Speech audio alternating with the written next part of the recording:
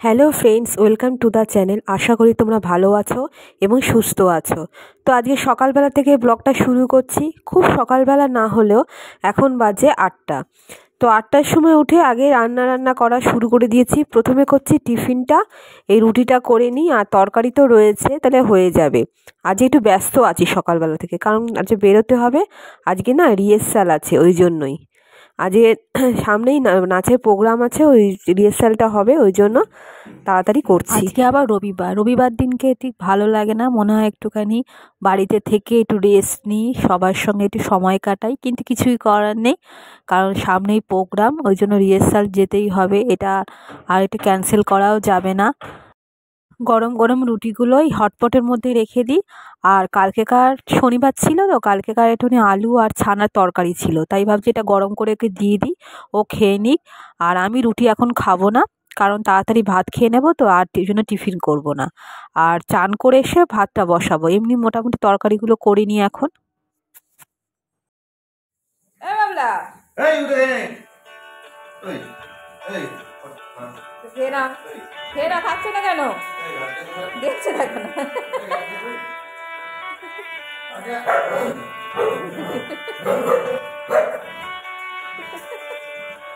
খেয়ে নে, বাবাকে মারবে তাহলে। বিস্কুটটা খেয়ে নে।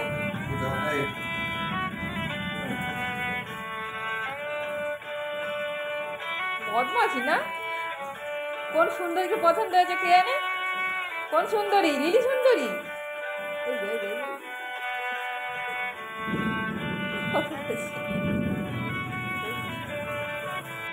এই যা, হাতের করে যা, রোদুরে যা, যা। দেখেছো, সকালবেলা খেতে দেওয়া হয়েছে, খায়নি। ওইরকমভাবে ও বদমাশি করে, ওই রকম জোর করে ওকে খাওয়ানোর চেষ্টা করা হয়। তারপরে শরীর না ভালো থাকলে আমি আর জোর করি না, আমরা দুজনেই জোর করি না। সকালবেলা পুরো বিস্কুটটা নষ্ট করলো, এখন সকালবেলা খেতে চায় না। তারপর মন মেজাজও যা হয় আর কি, এই সময়টা ওর মনের উপর খুব এফেক্ট পড়ছে, ওই জন্য খাওয়া দাওয়াও ছেড়ে দিয়েছে। তাও ছাদে চলে গেল, তারপরে আমি আমার কাজ। ভালো আছো এবং সুস্থ আছো। তো আজকে সকালবেলা থেকে ব্লগটা শুরু করেছি, অনেক সকালবেলা থেকে স্টার্ট করতে পারিনি। আর আজকে যে রবিবার হচ্ছে আমার একটু ব্যস্ত জীবন। একটু বেলা করে যদিও আমি একটু রান্না করি, কিন্তু আজকে আর করতে পারছি না। আজকে রান্না বসিয়ে দিয়েছি, স্নান হয়নি, জামা কাপড় ছেড়ে ঘরের সমস্ত কাজকর্ম করে রান্না বসিয়ে দিয়েছি। এবার স্নান করে এসে ভাতটা বসিয়ে দেবো। আর ভাতটা রেডি করে বসাচ্ছি যাতে রাত্রেবেলা খেতে পারি, একটু গরম করে নেবো, তাহলে হয়ে যাবে। আর যা আছে তাই রান্না হচ্ছে, আর স্পেশাল কিছু হচ্ছে না রবিবার বলে, কারণ এখন আনতে অনেক দেরি হয়ে যাবে। যা আছে তাই রান্না করি। ডিমের ডালনা করছি আজকে, আলু দিয়ে, আর বেগুন ভাজছি। ডাল আছে, কালকেকার অনেকটা করে করেছিলাম, আলুটার ডাল আছে, চাটনি আছে, তারপর ছানা কোপ্তার একটা তরকারি করেছিলাম, সেটাও অল্প পড়ে আছে, সেই দিয়ে হয়ে যাবে। আবার আগের দিন কেমন মাংস ছিল কটা পিস, সেটা এখন করছি না, সেটা রাত্রেবেলা এসে গরম করে দুজনে খাবো। অল্প একটুখানি তরকারি আছে, সে যাই হোক থাকুক। এখন রান্নাটা করছি, আজ ব্যস্ত আছে বলছি, আজ আমার রিহার্সাল আছে নাচে, ওই জন্য ব্যস্ত আছি। তাড়াতাড়ি রান্নাটা করে নিই।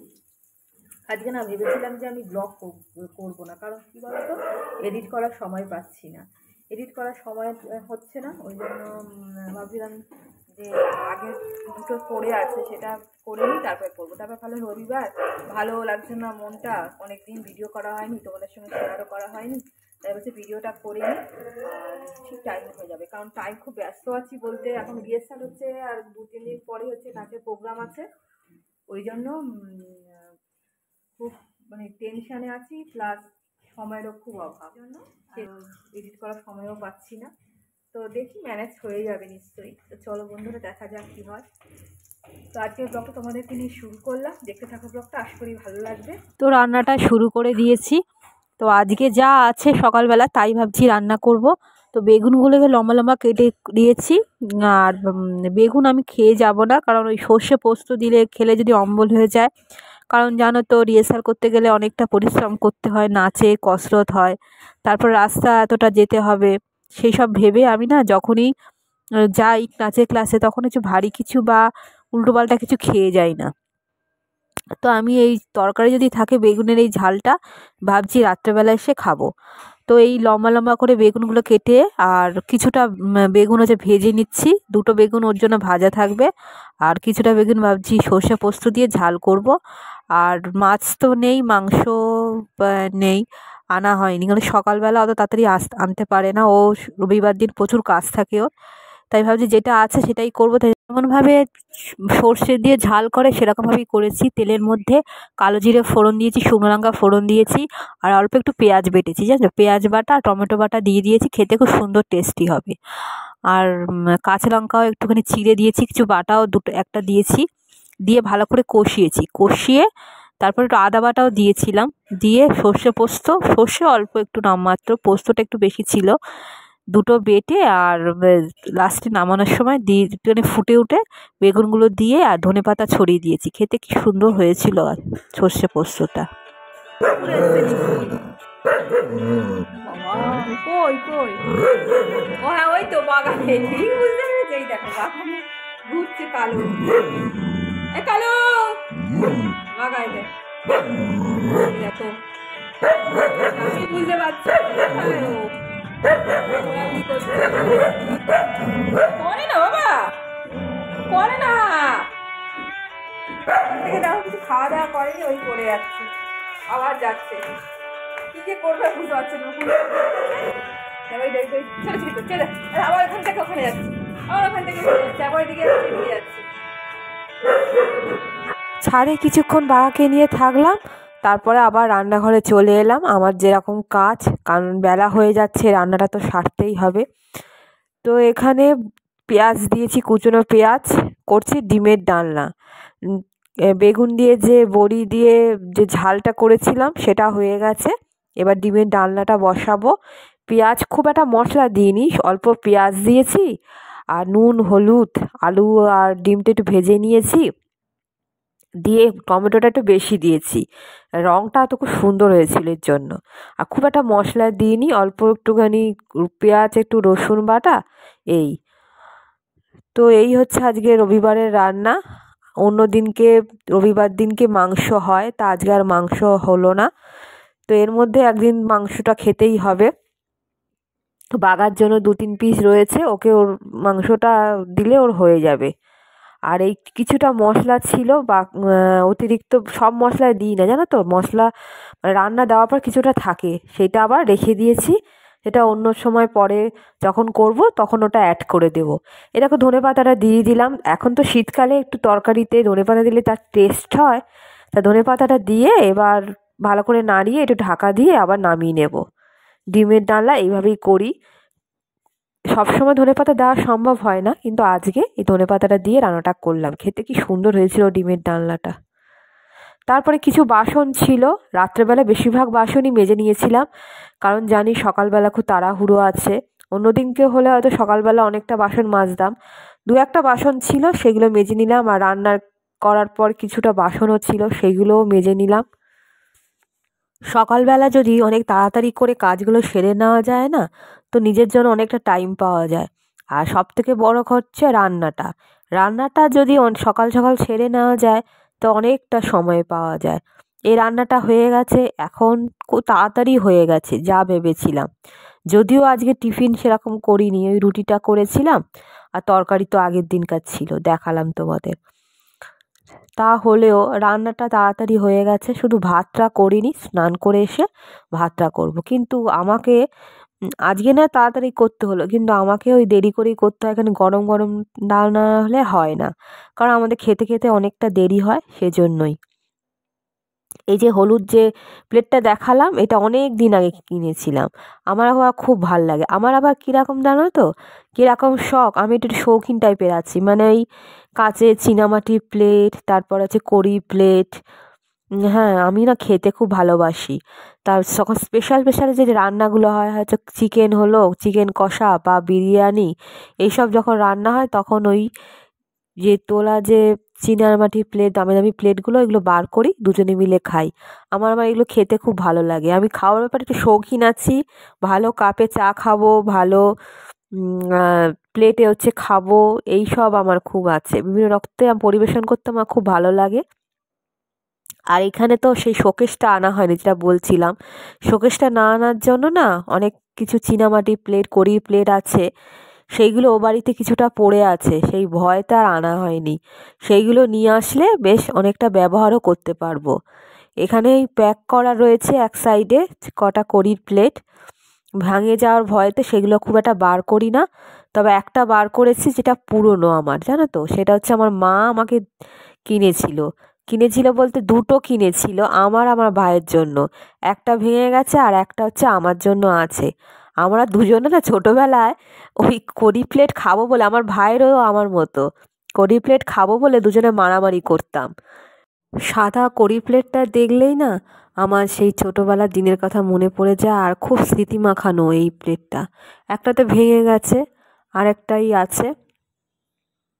তো যাকগে তাড়াতাড়ি করে এই ঘরগুলো মুছে নিই, কারণ এগুলো মুছে নিয়ে তারপরে আজকে তাড়াতাড়ি স্নান করে পুজো দিয়ে তারপরে কিছুটা খেয়ে তারপরে বেরোতে হবে।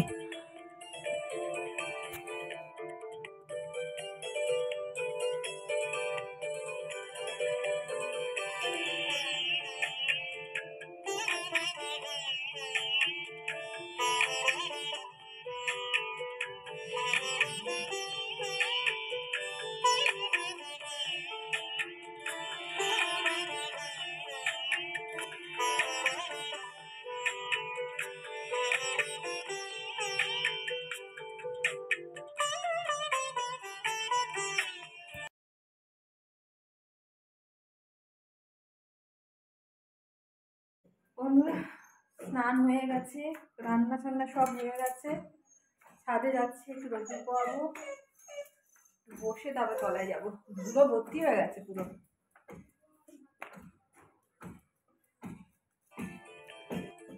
গাছটা এনেছে, রোদ্দুরে রেখেছি গোলাপ গাছটা, হবে কিনা। এখানটা বসি, তাহলে রোদ্দুরটাও পাওয়া যাবে। তো এখন একটুখানি সময় আছে, আর চুলটা না পুরো ভিজে, আজকে মাথা ঘষেছি। আর ছাদে রোদ্দুরটা এত ভালো লাগছে, মনে হচ্ছে ছাদ তলায় যাব না, এই সময়টা এখানেই কাটাই। আর পাশের এই শ্যামলদাদের বাড়িতে কাজ হচ্ছে ছাদে, তো টুকটুক করে আওয়াজ হচ্ছে। আর এই দেখো উপর থেকে তলায় দেখাচ্ছি, পাশের এই কাজের জন্য বালি রেখে দিয়েছে, বালি দিয়ে আর সিমেন্ট ফিমেন্ট দিয়ে কাজ হচ্ছে। আর তলা থেকে কি সুন্দর লাগছে দেখো, সবুজে সবুজ। আর দেখো এই দেখো কলতলায় আমাদের সেই আমার বর হচ্ছে সকালবেলা মোচা রেখে দিয়েছিল, সেটাই আঠা পড়ছে বলে ওটা আর বাড়িতে ঢোকায়নি। আঠাটা পড়ে গেলে তো ওটা ভাবছি গেট খুলে নিয়ে আসবো, কারণ এরপরে যদি আমি দেরি করি তাহলে মোচাটা আর পাবো না, কেউ নিজের মনে করে নিয়ে চলে যাবে। আর উপর থেকে প্রাকৃতিক দৃশ্যগুলো দেখতে এত ভালো লাগে, সবুজ আর সবুজ।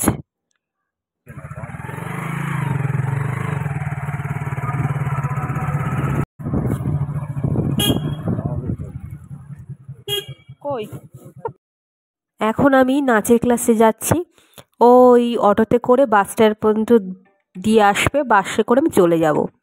এই দেখো মাঠে খেলা হচ্ছে, জানো তো, আমাদের এই আগামী মাঠে না এইরকম খেলা হয় শনি রবিবার ছুটির দিন যেগুলো, সেখানে ফুটবল খেলা হয়, ক্রিকেট খেলাও হয়। আর কি ভালো লাগে, প্রচুর লোক হয়, ভালোই লোক হয়, তো দেখতে আসে। আর বাইকে বসেছি, আর রোদ্দুরটা পিঠে লাগছে, এত ভালো লাগছে। তারপরে না ও একটা দোকানে গেছিলো, দোকানে গিয়ে ওই বাইকের কিছু জিনিসপত্র বাকি ছিল, মানে বাইকটা সারাতে গিয়ে কিছু একটা যন্ত্রপাতি, আমি ঠিক বুঝতে পারি না কি একটা যন্ত্রপাতি কিনেছিল, আর সেটা হচ্ছে রং দেখা দিয়েছিল বলে সেটা আবার পাল্টাতে গেছিলো। তা ওই দোকানে ঢুকেছে, আমি বাইরে দাঁড়িয়েছিলাম। তারপরে আমি বললাম যে তুমি বঞ্চ আমাকে দিয়ে আসো, কারণ এই দোকানের সামনে যদি দাঁড়াই তাহলে আমি বাসটা মিস করব। নাচের ক্লাসে চলে এসেছি, রূপসার জন্মদিন আগের দিনকে ছিল, জানো তো, তাই আমরা তখন ছিলাম না। তারপরে ওই দিনকে হচ্ছে কেক কাটা হয়েছে, আর সবাই মিলে প্রচণ্ড আনন্দ করেছি আমরা। এই একটা জায়গা যেখানে সারাদিন যতই কষ্ট হোক না কেন, এখানে আসলে মন আপনা আপনি ভালো হয়ে যায়। আর এই মেয়েগুলো এত ভালো না, ওদের সঙ্গে মিশতে আমার খুব ভালো লাগে।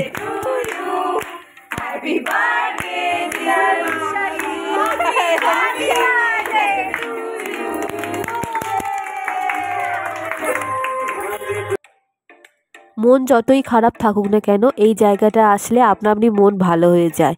এটা একটা আমার মধ্যে একটা পজিটিভিটি তৈরি করে এই জায়গাটা আসলে, আর এত ভালো লাগে আর সবার ব্যবহার এত ভালো। তা আমরা খুব আনন্দ করলাম, আর কেকটাও খেতে খুব সুন্দর হয়েছিল, চকলেট কেক ছিল।